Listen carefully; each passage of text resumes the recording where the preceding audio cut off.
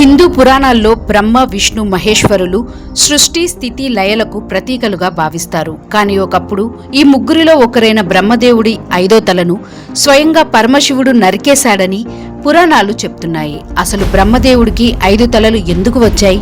శివుడు 5వ తలను ఎందుకు నరికాడు? ఈ ఘటనతో శతరూపతో సంబంధమేమిటి?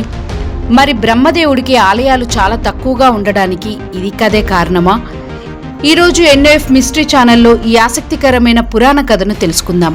ఒకప్పుడు సృష్టి ప్రారంభమైన సమయంలో బ్రహ్మదేవుడు అనేక జీవులను సృష్టించేవాడు. అప్పుడు బ్రహ్మదేవుడు నుంచి శతరూప అనే స్త్రీ రూపం ఉద్భవించిందని ఒక పురాణ కథ చెప్తుంది.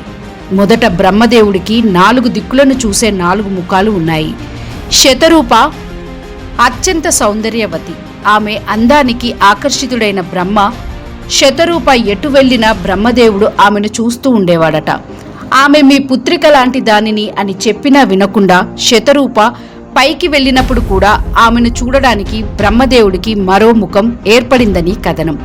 అలా బ్రహ్మదేవుడికి 5 ముఖాలు వచ్చాయని చెప్తారు. అయితే బ్రహ్మదేవుడి ఈ ప్రవర్తన దేవతలకు, ఋషులకు నచ్చలేదు. సృష్టికర్త అయిన బ్రహ్మదేవుడు ధర్మం, నియమం, మర్యాదలను పాటించాలి. కానీ 5వ ముఖం కారణంగా ఆయనలో అహంకారం పెరిగిందని కొన్ని పురాతన కథనాలు చెప్తున్నాయి. ఈ విషయం పరమశివుడికి వరకు వెళ్ళింది. శివుడు బ్రహ్మదేవుడి వద్దకు వచ్చి అహంకారం ఎంత గొప్పవారిలో ఉన్నా చివరికి నాశనానికే దారితీస్తుంది అని హెచ్చరించారని కథనం. కానీ బ్రహ్మదేవుడి 5వ ముఖం మాత్రం తన అహంకారాన్ని విడిచిపెట్టలేదట. దాంతో శివుడికి కోపం వచ్చింది.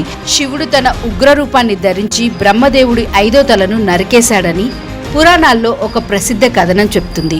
ఆ తర్వాత బ్రహ్మదేవుడికి మళ్లీ 4 తలలు మాత్రమే మిగిలాయని చెప్తారు. కానీ బ్రహ్మ తలను నరికిన కారణంగా శివుడికి బ్రహ్మహత్య దోషం వచ్చిందని మరో పురాణం కూడా చెప్తుంది. ఆ దోషం నుంచి విముక్తి పొందడానికి శివుడు బ్రహ్మ కపాలాన్ని చేతిలో పట్టుకుని భిక్షాటన చేస్తూ అనేక ప్రాంతాల్లో సంచరించారని చెప్తారు. ఈ రూపంలో శివుడిని కపాలి లేదా భిక్షాటన మూర్తిగా కూడా పిలుస్తారు. ఇక బ్రహ్మదేవుడికి ఆలయాలు చాలా తక్కువగా ఉన్నాయి అనే ప్రశ్నకు కూడా పురాణాల్లో కొన్ని కథలు ఉన్నాయి.